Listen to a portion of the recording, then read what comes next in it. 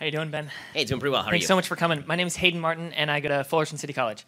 My question is, I'm doing a speech in my public speaking class about white privilege and why it's a myth. Mm-hmm. And when I brought up this topic in class, everybody just lost their mind. Yeah. And they said, you can't talk about it because you're white. And it's, how do you respond to that? I mean, the first thing I would say is check your privilege. Right? I mean, why don't I get to say it because I'm white? Are you a racist? Is the argument less valid because I'm white? I argue with the argument as opposed to arguing with the color of my skin. It seems a little bit racially discriminatory that you're not allowed to speak based on the color of your skin. Either the argument is good or the argument is bad. How about this? How about if I get a black friend to come in and I hand them the text of my speech and she reads it? Then is it a better argument?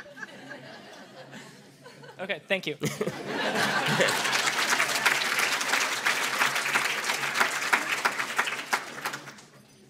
Hi, Ben. My name's Kyle Chu. I'm at Saddleback. Thanks for coming out. And lately, in the last couple months, I've noticed the rise of populism disguising itself as conservatism. They use the name conservative while taking to personalities as opposed to principles, and they call people conservative values. I think it's spineless idiots and Cucks, things like yeah. that. Exactly. Yes. You probably heard them all. And I've even heard them say Yes. in the last couple days that Reagan and Buckley conservatism is dead. But Yeah, they still I heard call a member of the themselves White House say that conservatives. conservatism is sclerotic yesterday. So how would you address these people, and what would you do about populism disguising itself as conservatism? Populism is not an ideology. Populism is a strategy. Okay, Bernie Sanders is a populist. Donald Trump is a populist. That's a strategy. It's not an ideology. Populism just says, quote unquote, the people should rule, and I'm going to appeal to the people directly as opposed to the elites. And anybody can do that routine. It's just a political strategy. So when people disguise a strategy as a philosophy, I think that's wrong. You have to say, okay, what do you mean by populism? And then we can boil down whether it's something that's worthwhile or not. But when people just say populism and then they say, well, it's the power back to the people, you have to ask which people, what power. Like, let's get a little bit specific here. Because if by populism you mean $1 trillion infrastructure plan, well, I remember when there was a populist leftist who was saying the same thing and we didn't like it so much. Right? So, but if by populism you mean that you want to cut down regulations because you think that people are being beaten down in West Virginia by energy regulations, that's a different sort of populism. So you need to tell me what policies you're espousing. Populism is not a philosophy. So when people say a nationalist populist philosophy, what they're really talking about is they're trying to put an intellectual veneer on a basket of policies that don't really have a coherent through line except for we want to build big stuff, government is good when we say it's good, it's not so good when we don't say it's good, and all the rest. That doesn't mean that everybody who calls themselves a nationalist populist isn't a conservative. It doesn't mean that people who are nationalist populist in the White House aren't going to pursue some conservative policies. There's certainly crossover with conservatism in certain areas. But the idea that nationalist populism, and the reason I say this is because I get this a lot, that it means the Constitution is defunct. Right? The constitutional conservatism is old, it's over, it's been replaced by something else. Eternal principles don't die just because somebody won. Okay, they didn't die because of Obama. They're not going to die because of Trump. And, I think that, frankly, Donald Trump is being converted to some of the conservative principles by the people around him, or at least I hope he is. I think a lot of people in this room hope he is, right? And that's why a lot of people voted for him. So, again, when people say that conservatism has to be replaced, the question is with what? And the question is why? And don't let slogans and name-calling dissuade you because it's silly. There's nothing there. Well said. Thanks. Hi, Ben. Thanks for coming today, and everybody for being here. My question is, one thing that I find a distinguishing characteristic between the European left and the university left professors and that sort of establishment with respect to anti-Semitism is that the Democrat Party, by and large, has been supportive of Israel, and not anti-Semitic. Where I see it going now is more towards normative leftist thinking. Yeah. You've got Keith Ellison, who's about to get, or very possibly the head of the DNC, supported by two Jewish people, by Bernie Sanders and by Chuck Schumer, ostensibly in deference to this wave of leftist Bernie Sanders, yeah, exactly. Yeah, Bernie Sanders and Chuck Schumer as well. So where do you see it going in this country realistically? I know we need to fight against it. We need to have people like you and the young on the Israel issue. I mean, not really Israel, but just actually real leftist anti-Semitism, like they have in the Labor Party and Corbyn and in England and in France. I mean, leftism. The truth is that the Democratic Party, as you say, was sort of a world outlier in terms of the left. The left has not been supportive of Israel since the 1960s. When they realized that Israel was not a socialist little victim of Arab countries surrounding it, but was actually a repository of Western thought in a really backward part of the world, the left flipped, and it didn't happen to be coincidental that they flipped about the same time that the Soviet Union flipped and started supporting Israel's enemies. But as far as where that's going with the international left, yeah, the international left despises Israel. I think the Democratic Party is moving to the left extraordinarily quickly, and it's very dangerous. Obviously, the old school. This is why I think that there is a realignment taking place, and I don't think that the only realignment that's taking place is on the right. I think there's some realignment taking place on the left. I think a lot of old school people on the left who were supportive of Israel are looking at the New Democratic Party and they're going, wait a second, this is not what I signed up for. And that conflict is now playing out in the open. But it's obviously a scary time if you're an advocate of if you don't like anti-Semitism, then it's a scary time. I think on a lot of fronts, unfortunately. I wish I could say more than that, but I think that's pretty much it. Hi, thanks for coming out. I am pretty passionately anti-abortion. I know you also are. Yes. And invariably, it always comes up when I have discussions with people that I'm a conservative, because if I'm pro-life, obviously I must worship Trump, which I don't worship him, but I definitely wish him well. But it comes up that I'm hypocritical because I'm conservative and therefore I don't support welfare, I don't support food stamps, I don't support these kinds of programs that have been proven, obviously, kind of to be detrimental in the long run. And my response to that is typically non-response because I just get irritated.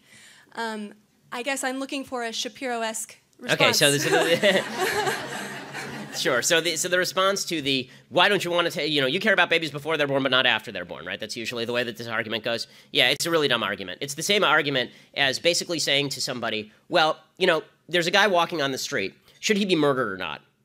And you're like, no. Like, well, you're not taking him into your house, are you? Well, I don't have to take him in my house to make me not want to see him murdered.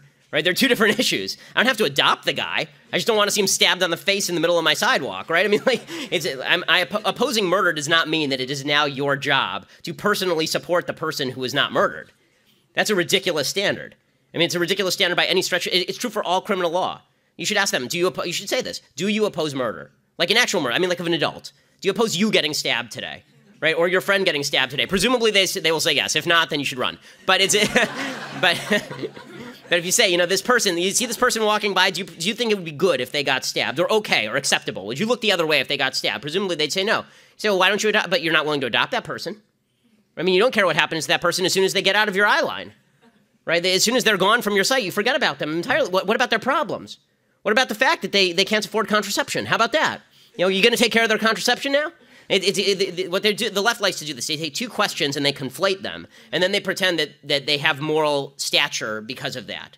Right? They do this on abortion a lot. Right? They do it. Their favorite is not that one's a big favorite. The other one that's a big favorite is rape and incest. What do you do about cases of abortion and rape and incest? And as I've said before, how about this? Before we, you can answer the question. I'll give my answer to the question. But before we do that, how about we stipulate that all of the abortions that are not done for reasons of rape and incest are bad? If you're willing to stipulate that, then I'll take on your second question. Or is it just that you want to talk about rape and incest because you want to lump that together with all the other abortions? Which is really what they want to do, right? They want to say rape and incest, we'll take the hard case and then we'll use that and pretend that that's like the normal case. Okay, 98% of all abortions are not rape and incest. So how about this? How about you assume how about this? I would even make the trade just for the sake of saving babies. If all we could do was save 98% of the babies who are not conceived through rape and incest, I'd make a trade with you. It'd be the worst trade ever, but I'd make the trade with you that rape and incest we could still leave up for discussion, but the other 98% of babies, no. Are you okay with that? And of course they'll say no. Say right, because you don't want to have this argument. You're just trying to do a gotcha question. As far as the answer on rape and incest, by the way, the proper answer on rape and incest, if you're a pro-life person on these issues, is rape is horrible, rapists should be castrated or killed, incest is evil, that doesn't mean you get to kill babies. They're two separate issues.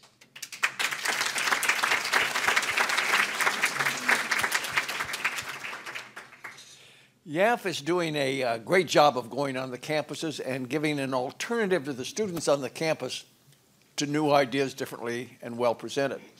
My question, though, is that for a long, long time, the Democrats or left-wingers, perhaps better said, have been aiming at taking over education. And they've taken over, it's not just the university campuses, it's the high school campuses, it's the grammar schools. What kind of a long-range plan would you suggest or throw out some ideas on how we could go about taking back the educational system? So I think that obviously the first step is to maintain local control of the education system. The biggest problem is that as you federalize it, it tends to get more lefty. The second step you could do would be to get rid of public sector teachers unions, because all of them tend to be left, and the reason they tend to be left is because then they can unionize against the government, which means against the taxpayer, so they're in favor of bigger government just so that they can get paid more. It's what the public sector unions do. So you get rid of public sector teachers unions as they did in Wisconsin. That would be a good step. And honestly, my biggest answer is give people vouchers and make it more affordable for people to get out of the public school system entirely, because a lot of the public school system, particularly in California, sucks.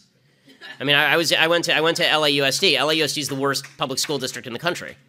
It's enormous, and it's bloated, and it should be 4 or 5 separate school districts. But because it's one city, they've made it one giant school district, and it's administered by a bunch of leftists administrators. So I think that's the easiest solution. But that requires particularly religious people to get very active and say, I'm not going to. It may be cheaper for me to send my kid to public school, but I'm not going to because of the values involved. And I think that as you do that, as you get more competition in the marketplace for lower parochial schools, then the price drops and you get more people in those schools, which would be a tremendous thing. It'd be a tremendous thing. I'm not a fan of our public education system, and I think that it's great that you have it as long as it's locally controlled and not federally controlled or even state controlled. It should be really, really locally controlled. But if you can't have that, then you should have a private school that people can go to.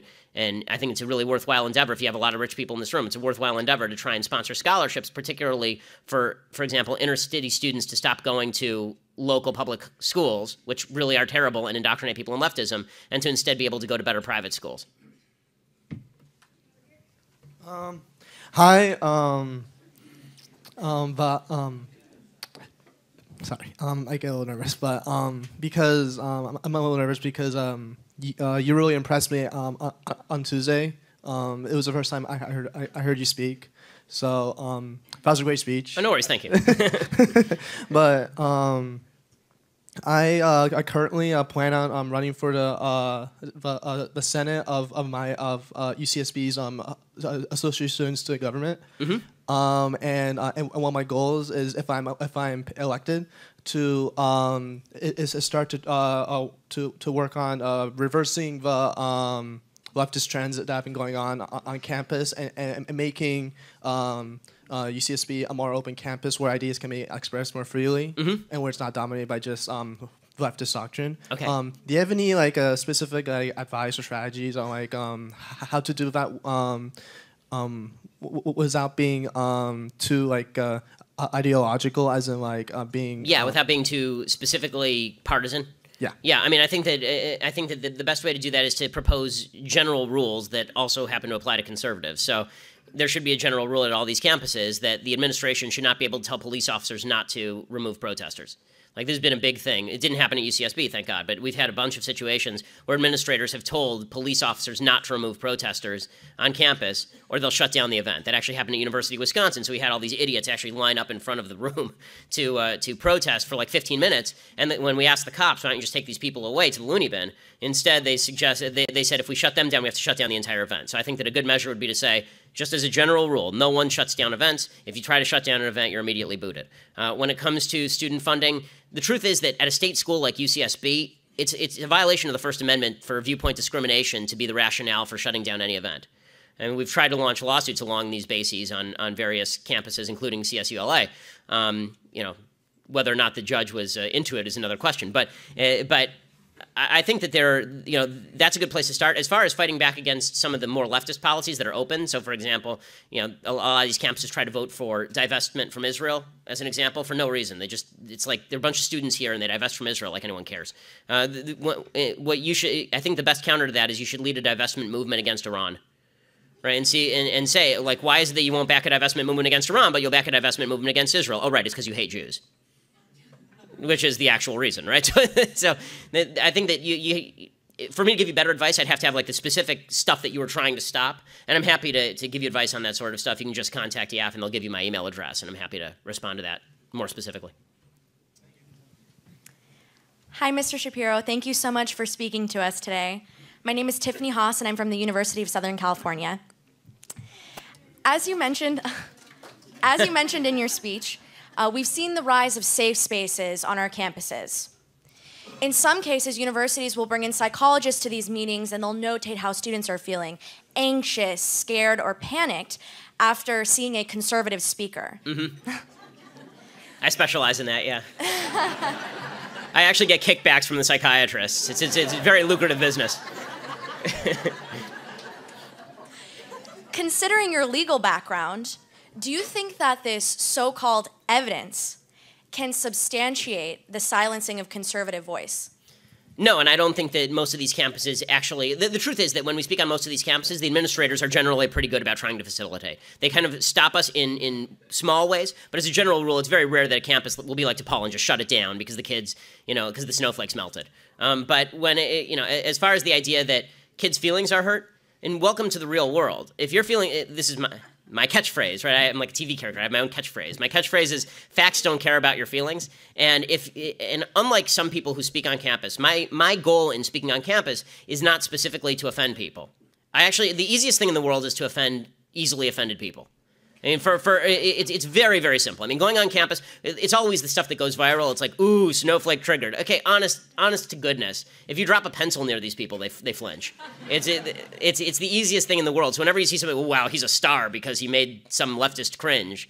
Okay, if I say he to a man, a leftist cringes. So it's not difficult.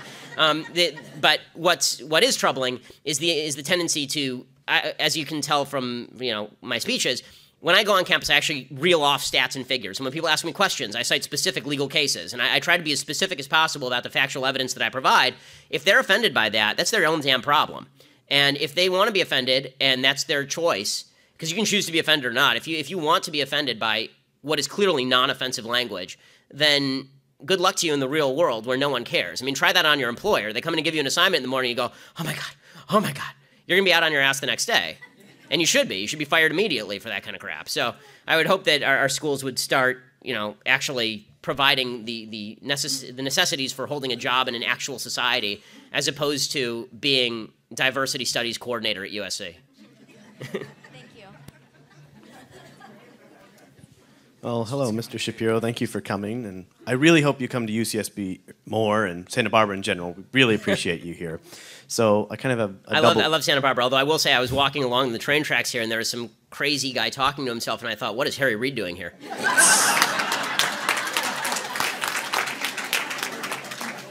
Well, Joe Biden makes visits occasionally too, so. Anyway, one question I have is something that I'd like a Shapiro-esque answer to. I like that I'm getting a brand on this. Yeah, that's great. You're kind of a celebrity.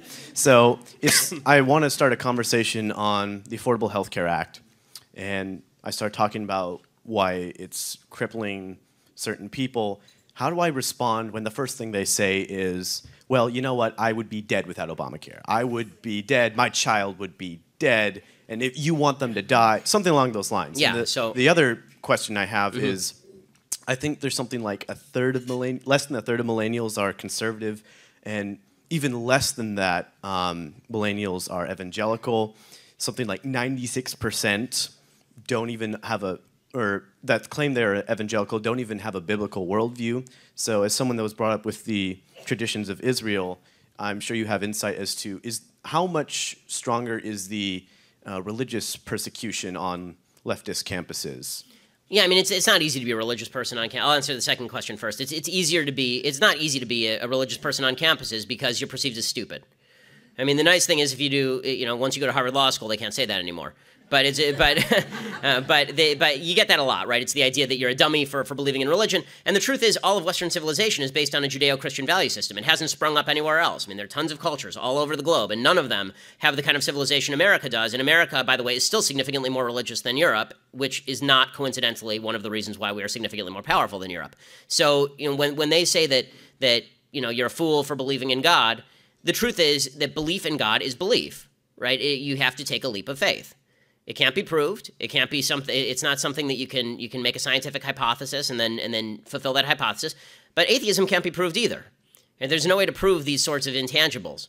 And what that means is that you can either choose to at least acknowledge. What I would say to people is, look, whether you believe in God personally is your own business. It is. I don't really care particularly. As a religious person, I care about your soul. But as a political person, it's your own business. I don't care. But as a society, when we fail to acknowledge the value of Judeo-Christian religion steeped in the idea that every human being has equal worth under God, you end up very quickly devolving into a socialism that ends up demeaning human beings individually. because there's never been a place on earth that wasn't like that. The fact is that the collective takes over. People worship. People are made to worship, and we will either worship God or we will worship the state, or we'll worship ourselves. Right? Those tend to be the three choices. You're either a libertine, or you're a communist, or you're a conservative. Those are sort of the three choices.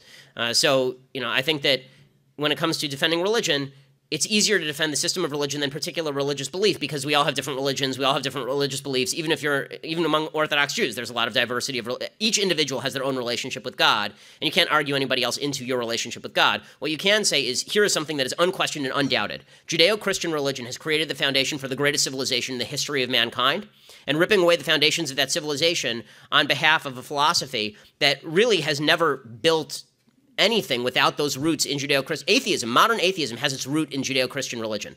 It does. It doesn't exist in the Islamic world, right? Modern atheism, the freedom to be an atheist, only exists in the West. It only exists in the Judeo-Christian world. The freedoms that the left bases its whole worldview on are within a milieu that was created by a religion it despises. You can't just take a battering ram to the foundations of civilization and hope the superstructure stands. So that's my answer as far as God. As far as the first question about the Affordable Care Act and when people cite tragedy, I mean, first of all, I think that the first answer you should give, because it takes them back, is, first of all, what's going on with you? Please tell me. Please tell me, what's your health problem, and tell me the health problems that you're experiencing, and is there any way that I can personally help? Right? I mean, because here what they're saying is you're unsympathetic. That's really their argument is not an argument. Their argument is an emotional appeal. They're not arguing that the policy is better. They're arguing the policy is better for me. Okay, I can't argue with the policy is better for you, because it might be better for you. Right? If I confiscated all wealth in the United States and gave it to that person, presumably that policy would be better for them. It wouldn't be great for everybody else. And this is why there's a book that's recently come out about empathy in politics, and says that empathy in politics is actually extraordinarily harmful. Because when you put yourself in the other person's shoes, you only care about the other person. You forget about the millions of other people that it affects. And so you saw this at the town halls. I talked about this, I think, 2 days ago on my podcast. If you looked at these town hall events, people were doing this. They would go out to these town halls. My husband is dying, and if you take away my Medicare, he's going to die, right? And you see Tom Cotton on stage, and what's he supposed to do? I say, good, your husband should, he's not going to say your husband should die, right? And so it turns into this kind of mushy thing. The best answer to that is, how can I help you personally? Can I bring your case to my church? Can I bring your case to my synagogue? Can we put a GoFundMe online? How can we get money to help you, right? How can we help you? And now let's talk about the policies that help the vast majority of people. Let's talk about the policies that don't confiscate wealth from people or restrict their health options. Let's talk about the policies that are based on individual freedom and not based on just what you need. I'm happy to help you out as an individual, but you can't make policy based on that.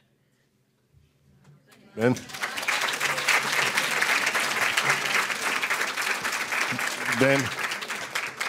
At UCSB, you skewered income inequality, but you said it so fast, I didn't get it all. Yeah, sorry. So would you repeat it, please? Not to be insulting to anybody who's above the age of 60, but one of the reasons a large part of my audience is under the age of 40 is because I speak at 76 RPM. What I said about income inequality is a few things. Number one, the idea that the people who are very, very rich somehow stole from the people who are very, very poor, and that's why they're very, very rich is stupid. Poor people are poor and don't have lots of money to steal. Okay, so the idea that Bill Gates got rich by ripping off a bunch of homeless people. Homeless people were not buying Microsoft, nor was he going to them, forcing Microsoft on them for them to stick into their boxes. Right? Like that's not how he got rich. The way you get rich in any free functioning economy is by participating in an enormous number of voluntary transactions that benefit both sides. You should care about the question of poverty. You shouldn't care about the question of income inequality. You should care about how do we make poor people rich, not how do we make rich people poorer so that everybody's at the same level. Because that's just you being jealous. That's just you not liking the guy's house next door because it's bigger than your house. And look at that, he has a big house, I have a smaller house. Maybe I'll just go rob his place. Right? That's not moral, and it's not decent, and it's also not true. The fact is that while the left decries income inequality, the evils of capitalism, since 1994, the world extreme poverty rate has been sliced in half by increased capitalism and by free markets. Right? I mean, the free markets that are now being bashed left and right, those free markets are the greatest innovation in the history of humanity when it comes to the economy. It's why you have nice stuff. It's why you're not sitting in your backyard right now crafting your own handmade tie from a sheep that you had to shear yourself. I mean, I thought there's a great thing. I mean, just there's a little bit of a caveat on trade. I thought my favorite story of the last few months, there was some guy who decided that he wanted to make himself a BLT and see how much it cost to make the whole thing himself, right? Like from scratch. So he actually went and he bought a cow, and then he like killed the cow, and he went out and he got a pig, and he went out and he milked and he made the cheese. He went out and he grew some wheat, and then he milled it. Right, this whole thing. It cost him $1,600 to make a BLT, and it took him 6 months. Right, you can go down to your local restaurant and get a BLT for $5 because of global trade and because freedom of income. And the fact is that when people talk about income inequality, what they're really saying is they don't understand how money works. They think that if there's two people in a room, one person with $5, one person with $1, the person with 5 stole from the person with 1. It doesn't ask the question, how did the person get poor? The reality is, if you don't want to be permanently poor in America, it's very, very easy. The Brookings Institute, which is a left-leaning institute, they say you only have to do 3 things. Graduate high school, don't have babies out of wedlock, get a job. That's it. Those are the 3 things. 75% of the people who do those 3 things will end up in the middle class. Not just not poor, in the middle class. Only 2% of people who do those 3 things end up permanently poor in the United States. So the idea that it's the rich people keeping the poor people down and they're doing it for their own pleasure, their own sick pleasure. Bill Gates says, for sport, he shoots poor people from the balcony of his mansion. It's asinine in every conceivable way. And it's so funny. I did a debate on National Geographic that never aired. It never aired because it was brutal. And it was me against 3, which made it almost fair for them. And it was like Van Jones, and I think Van Jones was on the other side, and some professor from NYU, and it was exactly on this topic. And I said to them, are you proposing that we actually just kill the rich people and redistribute their money? And they said no. And I said to them, why are you talking about the rich people? What did they do? And they didn't have an answer because they don't know what the rich people did. They just know they want their cash. The idea that income inequality is correlated in any way with overall poverty is really silly. There are countries with really high income inequality and very low overall poverty. That's like the United States. There are countries with 0 income inequality, Sudan, and nobody has anything.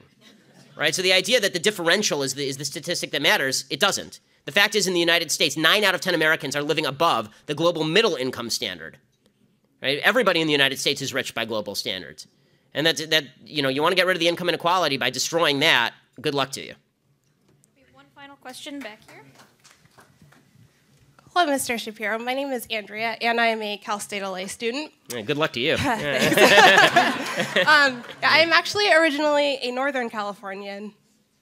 And so I'm from an area that's actually a bit more conservative than out here. And so I'm making the transition to living in Los Angeles, a very liberal city that has a perception of conservatives as being rather racist and... You look like a racist to me. Do I?